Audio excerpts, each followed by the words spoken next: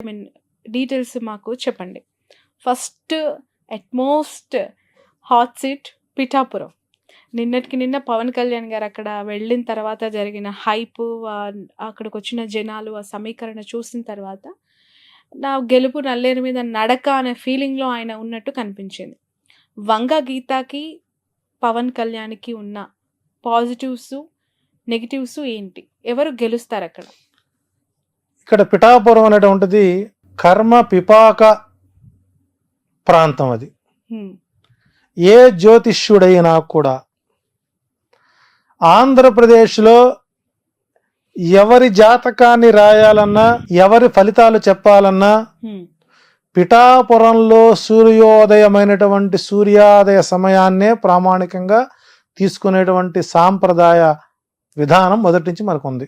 హ్మ్. అంటే కుంతి మాధవ స్వామి గుళ్ళో దేవాలయంలో గంట కొట్టితేనే, పిఠాపురంలో ఉన్నటువంటి కుక్కుటేశ్వర స్వామి దేవాలయంలో కోడిపుంజు శివలింగం మీద వెళ్ళి కొక్కరొక్కు అని అరిస్తేనే ఆంధ్రప్రదేశ్లో సూర్యోదయం అవుతుంది. ఓకే. ఇది చాలా మంది తెలియని రహస్యం. హ్మ్. కుంతీదేవికి మోక్షం పొందినటువంటి ప్రాంతం అది. ఓహ్! శ్రీకృష్ణుడు అడుగుతాడు, అత్తా నీకేం కావాలో కోరుకో అంటాడు. నాకు ఎప్పుడు కష్టాలే కావాలని కోరుకుంటుంది. అదేంటత్త అందరూ అని కోరు ఇలా అంటే, కష్టం అనేది ఉంటే కదా నువ్వు నాకు కనపడేది, కాబట్టి నాకు కష్టాలు ఉండాలి, నువ్వు కంటికి కనపడాలి. ఎందుకంటే కుంతి మోక్షస్థానం అంటారు దాన్ని. అందులో పాదగయ, గయా ప్రాంతం, కుక్కుటేశ్వర స్వామి చేత పురోహితిక అమ్మవారికి దివ్యస్థలం అది. ఇలాంటి ప్రాంతంలో పిఠాపురం చరిత్రలో 1951 నుంచి 2019 వరకు స్థానికులకు మాత్రమే అక్కడ విజయ అవకాశాలు ఎక్కువ ఉంటాయి. రెండోది, అక్కడ వంగా గీత గారి యొక్క జాతకంలో భాగ్యస్థానం, లాభస్థానం, రాజ్యస్థానాల్లో బలమైనటువంటి గ్రహం ఉండడం, ఆమె ఓపికకి, సహనానికి, ఆమె రాజకీయంగా ఎదిగినటువంటి చరిత్ర, చరిష్మా ఉన్న వ్యక్తి. అంతటి రాజశేఖర్ గారి హయాంలోనే ప్రజారాజ్యం పార్టీ నుంచి గెలిచిన వ్యక్తి. ఒక సామాన్య కార్యకర్తగా, ఒక జడ్పీటీసీ చైర్మన్గా మొదలైనటువంటి ఆమె ప్రహసనం ఈ సంవత్సరానికి బలమైనటువంటి గ్రహస్థితులు ఉంటాయి. ఇక్కడ 36,000 ఓటు బ్యాంక్, దేవాంగ పద్మశాలి ఉన్నటువంటి ఓటు బ్యాంక్. ఈ ఓట్ బ్యాంక్ మొత్తం కూడా ఈ 36,000 ఓటర్లు ఎవరైతే ఉన్నారో వంగా గీత గారిని తన తోబుట్టువుగా భావించేటువంటి స్వభావం కలిగినటువంటి వ్యవస్థ. మంచికి కానీ చెడుకు కానీ ఏ రోజు ఇంటికెళ్ళినా తలుపు తట్టి పలకరించేటువంటి మనస్తత్వం. ఆమెను ఓడించడానికి పవన్ కళ్యాణ్ గారిని అక్కడ పెట్టడం, ఆయన కేవలం కాపు సామాజిక వర్గ ఓట్లను ఎంచుకోవడం, టోటల్గా అతనికి అది మైనస్. ఇప్పుడు నిన్న మనం చూసాం, నిన్న మధ్యాహ్నం కార్యకర్తలందరూ ఆయన కలవడానికి వెళితే సెక్యూరిటీ గార్డ్స్ కొట్టి పంపించారు వాళ్ళు. అంటే పవన్ కళ్యాణ్ పిఠాపురంలో గెలిస్తే పిఠాపురం సంబంధించినటువంటి అంశాలు ఏదైనా మాట్లాడాలంటే ఆయన హైదరాబాదు వారి ఫామ్ హౌస్లో కానీ లేదా షూటింగ్ సెట్లో కానీ పలకరించే అవకాశాలు ఉంటాయి. రెండోది, ఓపిక, సహనము, నిబద్ధత, నిజాయితీ, శుక్రగ్రస్త జాతకుడు పవన్ కళ్యాణ్ గారు. సో ఇక్కడ పవన్ కళ్యాణ్ గారికి అక్కడ తిరిగి మరలా గడ్డు కాలమే గోచరిస్తోంది. ఏదన్నా మిరాకిల్ జరిగితే తప్ప ఆయనకి అక్కడ ఓటమైతే మాత్రం, గెలుపైతే మాత్రం నల్లేరుపై బండి నడకగా సాగదు, అది ముళ్ళ బాటగానే మారుతుంది. ఇది సినిమాలో ఒక్క ఛాన్స్ అన్నట్టుగా బతిమలాడుకోవడం. అంటే ఆ వ్యక్తికి, ఎదుటి వారికి నమస్కారం ఎలా పెట్టాలో కూడా మనం నేర్పాల్సిన పరిస్థితి ఏర్పడిపోయింది. ఎల్లంగా ఒకే ఒక మాట, ప్రచారం మొదటి రోజే చూసారా పిఠాపురం రోడ్లు ఎలా ఉన్నాయో, గత పాలకులు మరంతకుముందు వర్మగారి పరిపాలన చేశారు, పెండం దొరబాబు పనిచేశాడు, చేశారు కదా. అంటే ఇక్కడ అక్కడ ఎన్ని గ్రామాలు ఉన్నాయి, ఆ గ్రామంలో ఓట్ బ్యాంక్ ఎంత ఉంది, ఎవరికి ఏమిటో తెలియనటువంటి స్థితిలో ఓటర్లు, పిఠాపురం ఓటర్లు చాలా తెలివైన వాళ్ళు, విఘ్నులు. కాబట్టి పవన్ కళ్యాణ్ గెలిపించుకొని సినిమా షూటింగ్ల కోసం తిరగాల్సిన అగస్త్యం రాకూడదు అనుకునే వాళ్ళందరూ కూడా వైసీపీకే ఓటేసే అవకాశాలు ఉంటాయి. రెండోది ఇక్కడ లాజిక్ మనం మిస్ అవ్వకూడదు. ఇక్కడ పవన్ కళ్యాణ్ ఇక్కడ స్థానికంగా పాతుకుపోతే వర్మకి లైఫ్ రాజీ జీతం ఎక్కడి నుంచి వస్తుందండి? కాబట్టి ఇక్కడ పవన్ కళ్యాణ్ ఓడించడానికి తెలుగుదేశం పార్టీ షాడోగా వర్మ గారిని దించి నీవు పవన్ కళ్యాణ్ ఓడించుకొని వస్తే మీకు నేను ఎమ్మెల్సీ పదవి ఇస్తాను, ఎందుకంటే అదే పవన్ కళ్యాణ్ కనుక తిరిగి అసెంబ్లీకి వస్తే లోకేష్ గారి రాజకీయం దెబ్బతింటుంది. సో ఇక్కడ స్వార్థపూరితమైనటువంటి కుట్ర కోణంలో ఆర్జీవి గారికి మరొక వెన్నుపోటు చరిత్ర 3వ ఎపిసోడ్కి అవకాశాలు ఎక్కువ ఉంటాయి. కాబట్టి పవన్ కళ్యాణ్ ఓటమి తేలికైన, గెలుపు మాత్రం నల్లేరుపై బండినడక మాత్రం కాదు. అవకాశం స్థానికంగా ఉన్నటువంటి వ్యక్తులకే వాళ్ళు పిఠాపురంలో గెలుపుకు అవకాశాలు ఎక్కువ ఉంటాయి. అంటే వైసీపీ కంటే ఎక్కువగా టీడీపీ పవన్ కళ్యాణ్ ఓడగొట్టాలని ప్రయత్నం చేస్తుందంటారా? 21 స్థానాలు ఎక్కడైతే జనసేన పోటీ చేస్తుందో ఆ 21 చోట్ల కూడా తెలుగుదేశం క్యాడరు జనసేనకు ఓటెయ్యదు. ఇందాక 44 స్థానాలు చెప్పాను నేను. ఈ 21 స్థానాల్లో కూడా టీడీపీ వాళ్ళు వైసీపీని గెలిపిస్తారు, 65. ఓకే. సో కాబట్టి అసాధ్యమైనటువంటి ప్రయత్నం చేశాడు. ఇదే పిఠాపురం కాకుండా కాకినాడ గనక వెళ్ళినట్లయితే పవన్ కళ్యాణ్ అసెంబ్లీలో అడుగు పెట్టేవాడేమో. సో ఏదైనా సరే ఆయన రాజకీయ చరిత్ర ఎలక్షన్ అయిన తర్వాత జనసేన ఆంధ్రప్రదేశ్లో కనుమరుగయ్యే అవకాశం ఉంది, బీజేపీలో మెర్జ్ అవ్వడానికి అవకాశాలు ఎక్కువ ఉన్నాయి. రైట్. నెక్స్ట్ క్వశ్చన్, అంటే నెక్స్ట్ అంతే ఉత్కంఠగా ఉన్న మరొక నియోజకవర్గం హిందూపూర్. అక్కడ ఇప్పటి వరకు టీడీపీ జెండా తప్ప ఇంకొక జెండా ఎగరలేదు. టీడీపీ కంచుకోటగా భావించే నియోజకవర్గం. అక్కడ ఒక మహిళని జగన్ రంగంలోకి దించారు, దీపిక. సో బాలయ్య గారికి ఎట్లా ఉంది విజయ అవకాశం? ఆయనే పెద్ద జ్యోతిష్యుడు, ఆయనకన్నీ తెలిసినవాడు. గత చరిత్ర మొత్తం చూసినట్లయితే ఆయన ఆ నియోజకవర్గాన్ని ఎప్పుడు కూడా చూసినవాడు కాదు. భూ కబ్జాలు, సెటిల్మెంట్లు, పిఏలే రాజ్యపాలన చేసేవారు. కాబట్టి ఈ మధ్యకాలం 4-5 సినిమాలు మళ్ళీ ఆయన్ని ఫేమ్లో తీసుకొచ్చిన. అంటే గతంలో ఎప్పుడూ జగన్మోహన్ రెడ్డి గారు హిందూపురంపై దృష్టి పెట్టలేదు. కారణం ఏంటంటే ఇప్పటికి కూడా బాలకృష్ణ ఫ్యాన్స్ అసోసియేషన్కి జగన్మోహన్ రెడ్డి గారు కడప జిల్లాకి ప్రెసిడెంట్కి రాజీనామా చేయలేదు దానికి. ఓకే. సో ఆయన ఎప్పుడు కూడా బాలకృష్ణ గారిని ఎప్పుడు ఒక మాట అన్నారు అసెంబ్లీలో కూడా. మధ్యలో కొన్ని మాటలు అన్నారు చివరిలో. కానీ ఈసారి అక్కడ త్రిముఖ వ్యూహం జరుగుతుంది.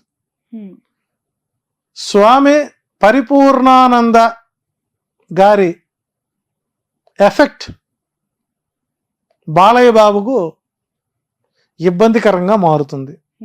సో కాబట్టి ఈసారి హిందూపురం నియోజకవర్గంలో ఉన్నటువంటి వ్యక్తులు తన్నులు తినకుండా, కొట్టించుకోకుండా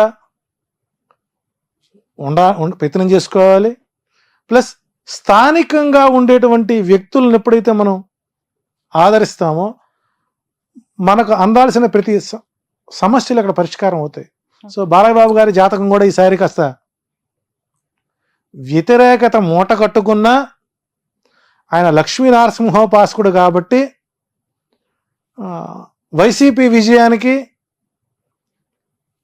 హిందూపురం టీడీపీ విజయానికి కేవలం అతి తక్కువ ఓట్ షేర్తో బాలకృష్ణ బయట పడవచ్చు.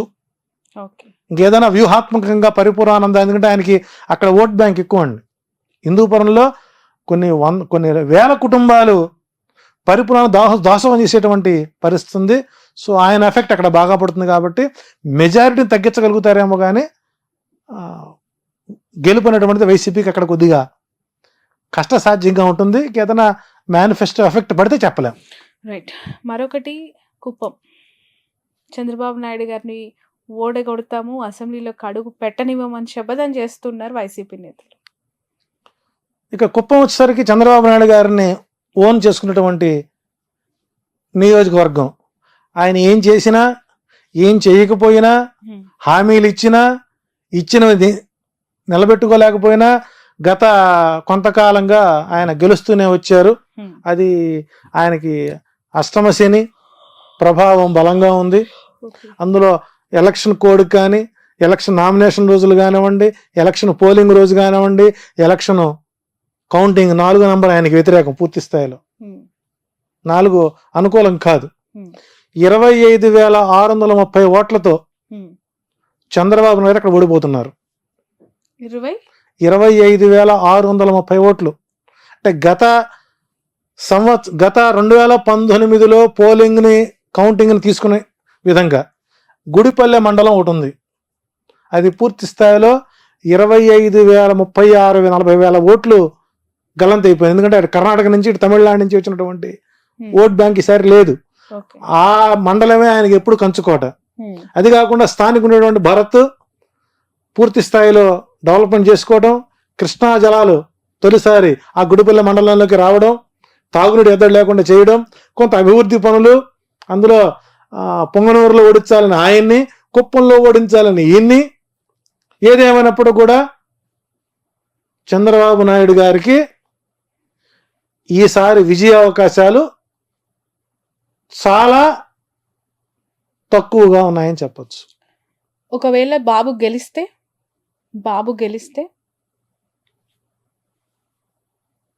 ఇక గ్రహ ఫలితాలు కూడా మనం తప్పని చెప్పుకోవాలి. ఇంకా అంటే ఇక ధర్మం ఉన్నటువంటిది కలియుగంలో లేదనుకోవాలి, ఇక ఆ ప్రాంతంలో లేదనుకోవాలి. ఎందుకంటే మీరు ఫిగర్ తో పాటు చెప్తున్నారు 100% అండి. 26,000 మీరు ఏ సర్వే సంస్థలైనా చూసుకోండి. నాకంటే తోపులు తురుంకాళ్ళు ఉన్నారు జ్యోతిష్యం, చాలా సామాన్యం జ్యోతిష్యంలో. నాకంటే మేధావులు ఉన్నారు, వాళ్ళు ఇంటర్వ్యూ చేయండి.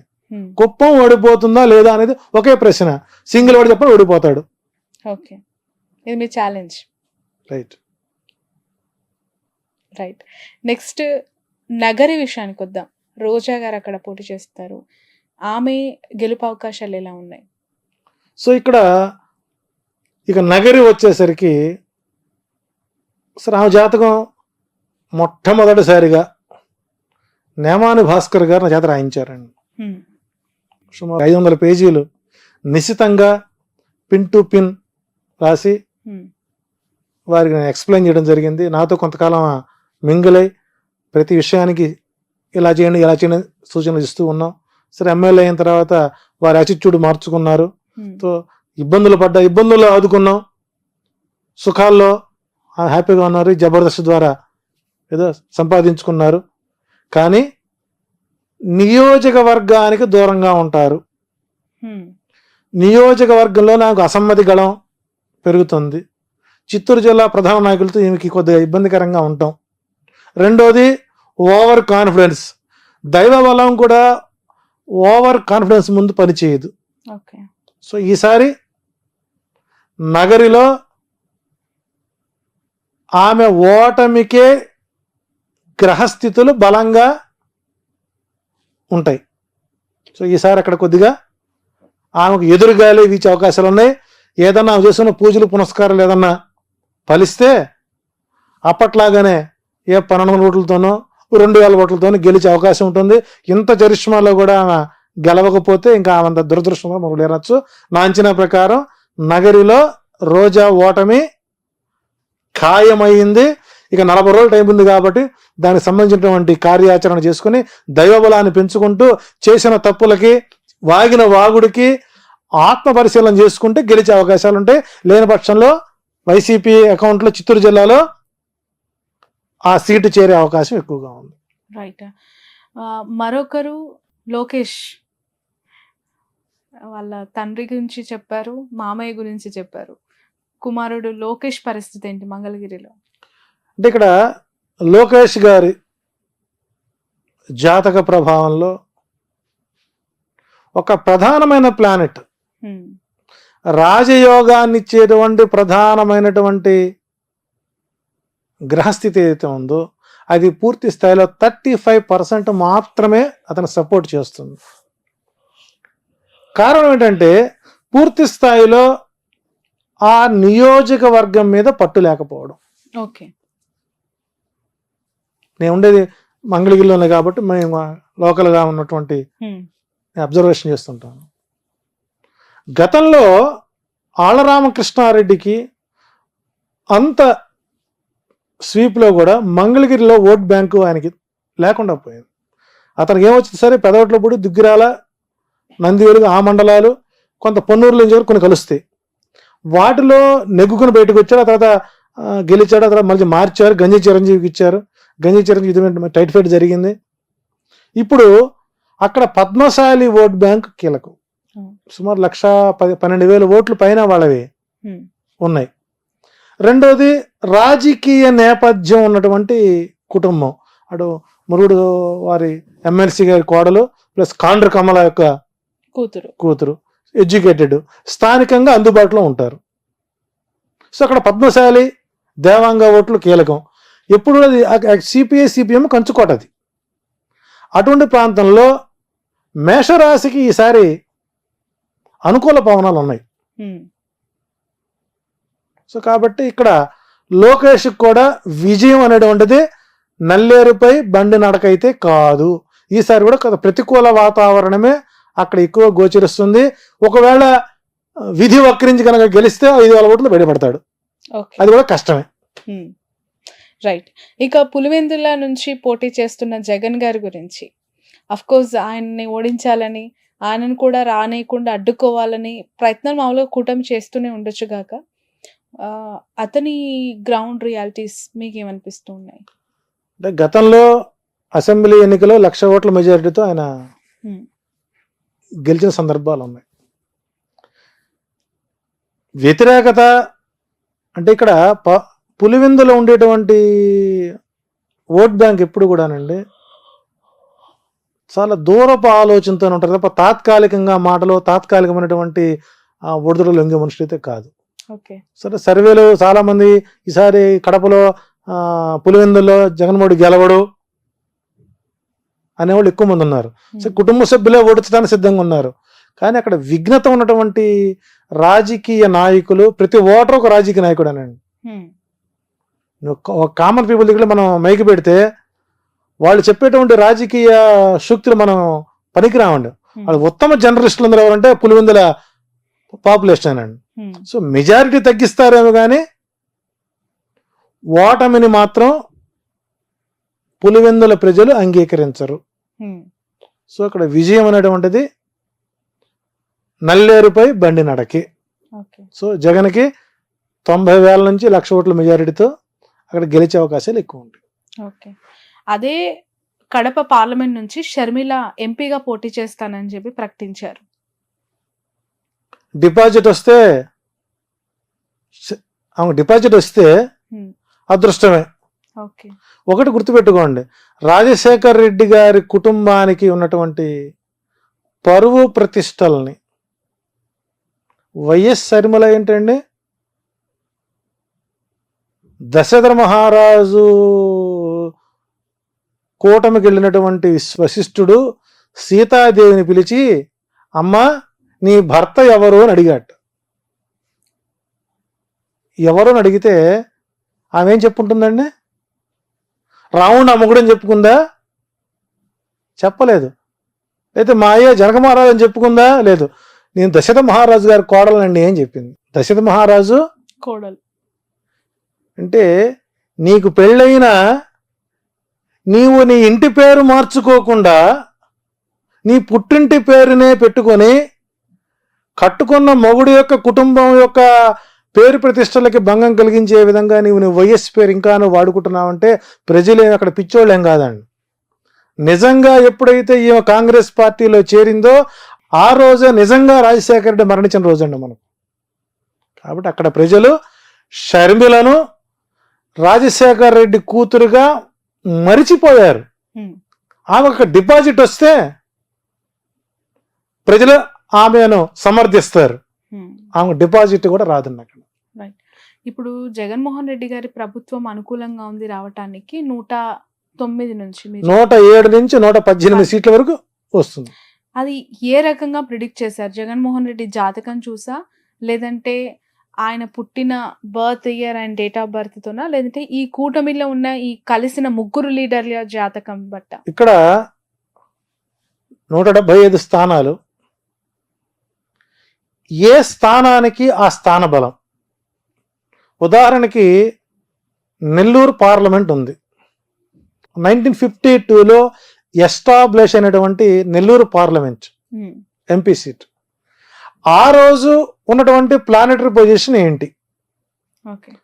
యాజ్ పర్ మేధిని జ్యోతిష్యం ప్రకారం ఒక రాజకీయ ప్రొడక్షన్ చేయాలి అని అంటే ఆ ప్రాంతం ఎప్పుడు ఎస్టాబ్లిష్ అయింది, ఆనాటి గ్రహస్థితులు ఏంటి, ఆనాటికి ఇప్పుడున్నటువంటి రాజకీయ నాయకుల యొక్క గ్రహస్థితులు ఏంటి, పార్టీ ఆవిర్భావం ఏంటి, వ్యక్తిగత జాతకం ఎంతవరకు దోహదపడుతున్నటువంటి నిర్ణయాలు తీసుకున్నట్లయితే 2019లో 151 సీట్లకి ఆ భూమండలం ఆయనకు యోగించింది.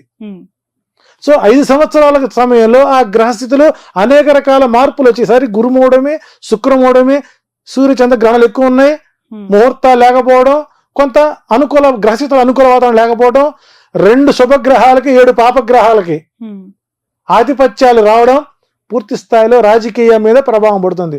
400 ఎంపీ సీట్లు కావాలనుకుంటున్న మోడీ గారికి కూడా ఈసారి ఎదురైతే ఎక్కువగా ఉంటుంది. 270, 280 వచ్చి ఆగిపోతాడు ఆయన కూడా. ప్రాంతీయ పార్టీల హవాలు ఎక్కువ అవుతాయి.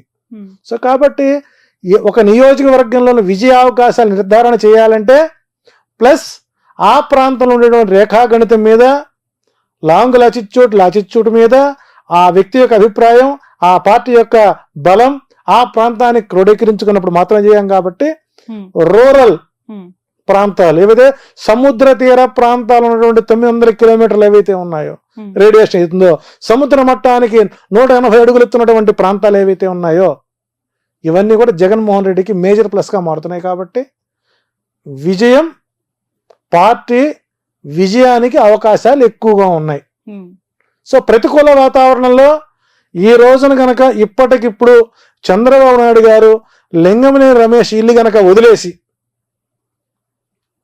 అప్పట్లోనే బస్సులో పడుకున్నాను, బాత్రూంలో పడుకున్నాను అని చెప్పుకున్నాడు కదా, అట్టాగా పడుకుంటూ ఆయన పార్టీ ఆఫీసులో కానీ లింగమనేని ఆక్రమిత స్థలంలో కానీ బీఫారం ఇస్తే ఓటమి పాలయ్యే వాళ్ళు 112 మంది ఉంటారండి. ఈ బీఫారం ఇచ్చే వరకు